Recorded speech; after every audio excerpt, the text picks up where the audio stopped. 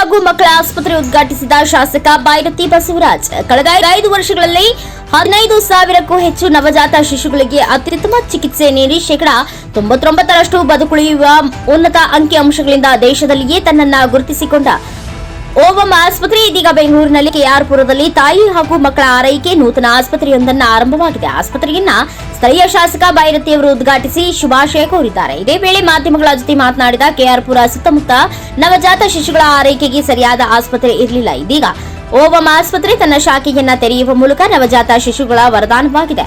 ಹೊಸದಾಗಿ ಪ್ರಪಂಚ ನೋಡುವ ಶಿಶುಗಳಿಗೆ ಈ ಆಸ್ಪತ್ರೆ ದೇಗುಲವಾಗಿ ನಿರ್ಮಾಣವಾಗಿದೆ. ಉತ್ತಮ ರೀತಿಯಲ್ಲಿ ಓವಂ ಆಸ್ಪತ್ರೆ ಕಾರ್ಯನಿರ್ವಹಿಸಲಿ ಎಂದು ಹಾರೈಸಿದರು.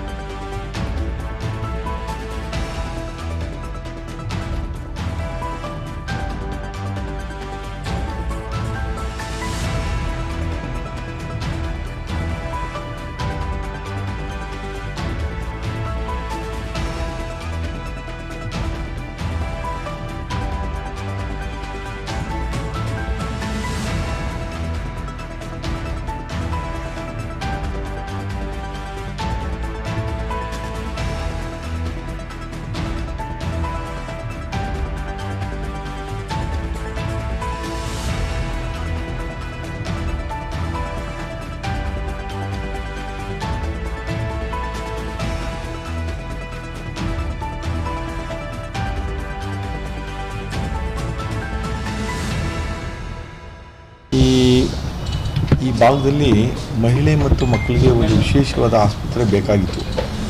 ಆಸ್ಪತ್ರೆಯನ್ನು ನಮ್ಮ ಆತ್ಮೀಯ ಸ್ನೇಹಿತರಾದಂಥ ಆದರ್ಶ್ ಮತ್ತು ಅವರ ಎಲ್ಲ ಸಂಘಟನೆಗಳು ಸೇರಿ ಇವತ್ತು ಇಲ್ಲಿ ಮಾಡಿದ್ದಾರೆ.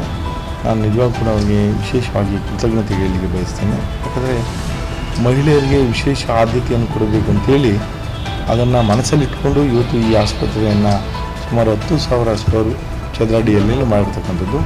ಸುಮಾರು 20 ಹಾಸಿಗೆಗಳನ್ನು ಬೆಡ್ಡನ್ನು ಮಾಡಿರ್ತಕ್ಕಂಥ ಈ ಆಸ್ಪತ್ರೆ ಇವಾಗ ಕೂಡ ನೋಡಲಿಕ್ಕೆ ಭಾಳ ಸುಂದರವಾಗಿದೆ. ಬಂದಂಥವ್ರು ಯಾರೂ ಕೂಡ ಈ ವಾತಾವರಣವನ್ನು ನೋಡಿ ಇವಾಗ ಕೂಡ ಭಾಳ ಸಂತೋಷ ಪಡ್ತಾರೆ ಅನ್ನೋ ಒಂದು ವಿಶ್ವಾಸ ನನಗಿದೆ. ಹಾಗಾಗಿ ಈ ಆಸ್ಪತ್ರೆಯನ್ನು ಇವತ್ತು ಲೋಕಾರ್ಪಣೆ ಮಾಡಿದ್ವಿ. ನಾನು ಈ ಭಾಗದ ಎಲ್ಲ ನಾಗರಿಕರಲ್ಲಿ ತಾಯಿಂದರಲ್ಲಿ ಮನವಿಯನ್ನು ಮಾಡ್ತೇನೆ.